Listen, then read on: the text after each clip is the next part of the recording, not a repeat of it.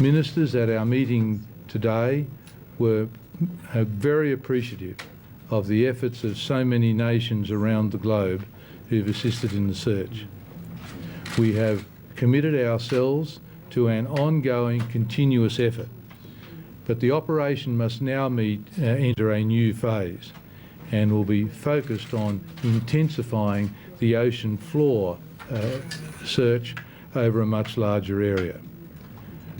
A number of phases will process concurrently as we move into this new stage. Meetings will commence on Wednesday in Canberra with international experts to analyse all the data and the information that has been collected so far that is likely to help us identify the path of MH370, together with all of the data that has been accumulated during the search itself. Other meetings will look at the same time as to what assets might be required and available for the next stage of the search. One of the key elements of the next stage will be to undertake more detailed oceanographic mapping of the search area. Much of this area has never been mapped, and so it will require a significant effort for us to understand the ocean floor in that area. It's expected that bathymetric capability will be obtained to start surveying this prospective search area over the next 4 to 6 weeks. We know that the water is very deep, and for the next stage involving sonar and other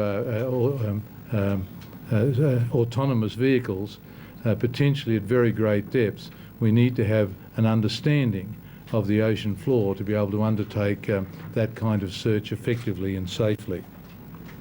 Now, the key capabilities that are going to be needed for the next stage of the search of the seafloor or for a debris field associated with the wreckage of MH370 is a mix of towed side scan or synthetic aperture sonar and, of course, capable autonomous underwater vehicles. Work is underway to tender for this equipment, and the aim is to have the assets in the water in the agreed search area as soon as possible. Now, when we're preparing for the new phase, a dedicated team of vessels from Australia, Malaysia and China will continue maritime operations to maintain continuity and momentum.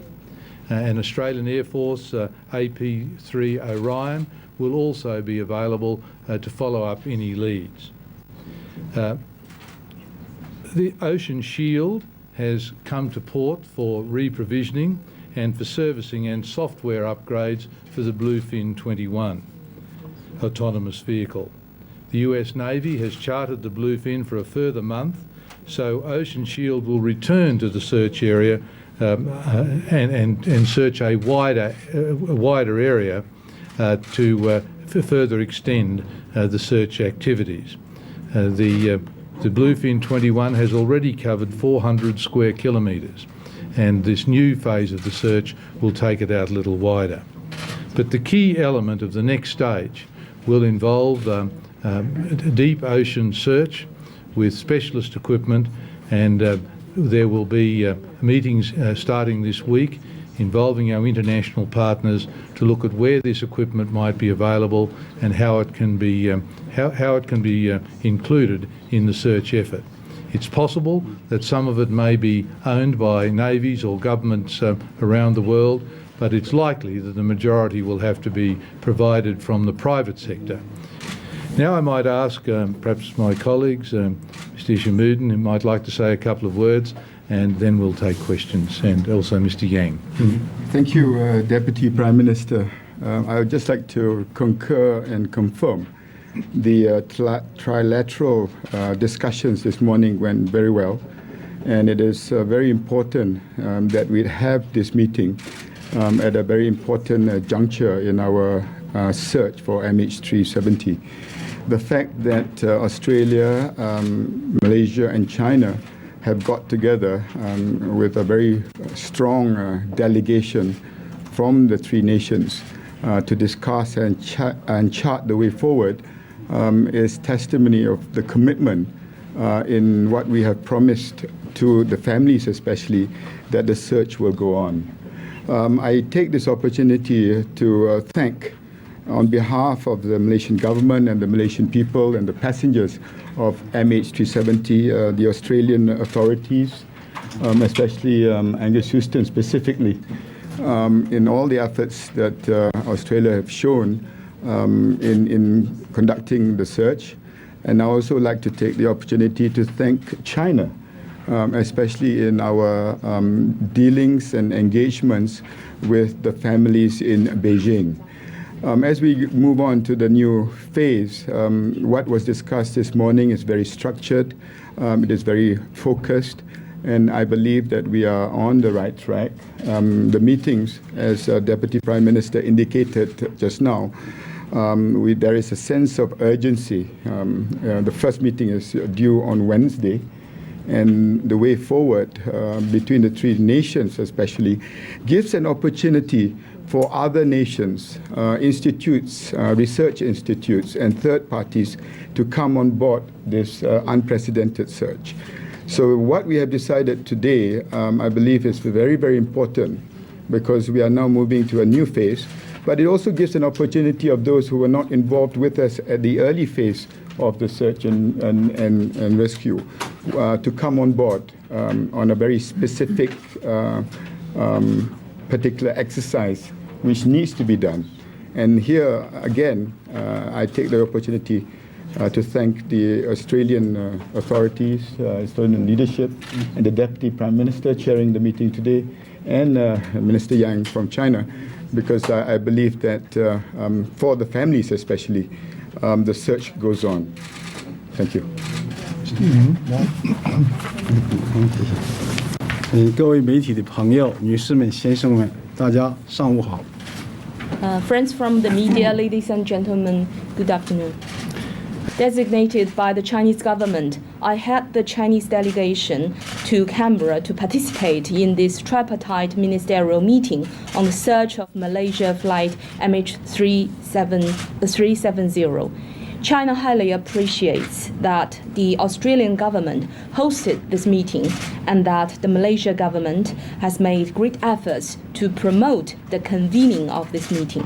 At the same time, I'd like to express our sincere gratitude to the international community for the cooperation in and persistent efforts rendered to the search operation. In the 55-day search from 8th March to 30th April, Chinese government has deployed 18 vessels, 8 shipborne helicopters, 5 fixed wings, mobilized 68 passing by Chinese-flagged merchant vessels, 20 fishing boats, and used 21 satellites to search a total water area of 1.4 million square meters.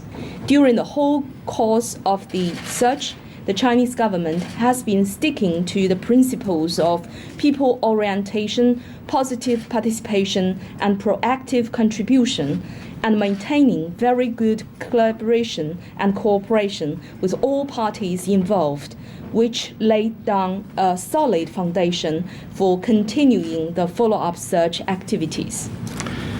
关于新阶段的水下搜寻工作，我们将按照此次会议达成的共识，继续坚持搜寻工作不停滞、不间断、不放弃、不松懈的原则，积极地与澳、马双方加强合作，全力参与常态化的搜寻。 For the subsurface search in the new phase, we will continue to search in accordance with the consensus reached at this meeting and assure that the search will not be interrupted, not be suspended, not be given up, and not be slacked. And with all these principles, China will further the proactive cooperation and participate in the search in the new phase. 我们也深知，后续的打捞、打下的搜寻范围更广，难度更广，任务更艰巨。工作政府将一如既往坚持不懈，尽一切可能和努力，参与好搜寻工作。We know very clearly the area of the follow-up search will be even broader with more difficulties and tougher tasks. The Chinese government will, as we always did, try its utmost and make every possible effort to participate in the search. 我相信，只要我们三方密切配合，认真落实好共同的声明，我们就能够以实际行动来回应国际社会对我们的期盼，对机上人员家属做出一个交代，尽到我们的义务和责任。It is my firm belief that so long as we three countries closely collaborate with each other, materialize the joint communique seriously, could we, with our pragmatic work, respond to the great expectations of the international community, provide closure to the families of the people on board, and discharge our duties and responsibilities. 谢谢。 Thank you. Now, are there any questions? Could I ask a question about the special movement? The early days of the search were somewhat chaotic. We had there were reports that the plane had gone north and then it went south, and it looked like there wasn't a proper sharing of information. Are you confident that Malaysia is receiving proper intelligence help from countries including China, the United States, Australia, and Britain? And secondly, do you think that the long-lasting legacy of this plane will be that there will be communications devices that cannot be turned off under any circumstances? I'll answer the second question first, and that's for the aviation industry to answer. And basically in Kuala Lumpur right now, we've got the experts, not only on the defense, but on the civil aviation. You've got NTSB, you've got the British experts, even the Chinese experts, CAAC, Boeing, you've got Rolls-Royce. And the fact that these have all been put into a panel of experts to look and investigate on what's happened from the first day, I think this is something that the whole world would want to know, especially those involved in the industry. Whether you're talking about the transponder being able to be disabled or not, or whether we're talking about tracking devices, I think not only airlines but also aeroplane manufacturers will be most interested. This is an unprecedented case. And the fact that we've got all these experts together underscores the point that this may well change the landscape and how things are going to be done in the future. So basically the fact that all the experts are in town in Kuala Lumpur, there have been structures set up, and today again you see a trilateral agreement between three countries as we move on to the next phase, which becomes even more complex, is how we have proceeded from the beginning. And as my Prime Minister said, Sri Najib said earlier, there are things that Malaysia did well and there are things that we can do better. And like I said, rather than debating it in the media, all the documents and all the reports that have been filed earlier have been released. And the panel of inquiry will go through this. And then we will decide whether there is 4-hour delay, whether that 4 hours is reasonable, if you are alluding to that, sir. So basically, I think what is more important for us right now is that we have been very consistent in our approach. Any leads that there exist might have to be corroborated, they have to be verified.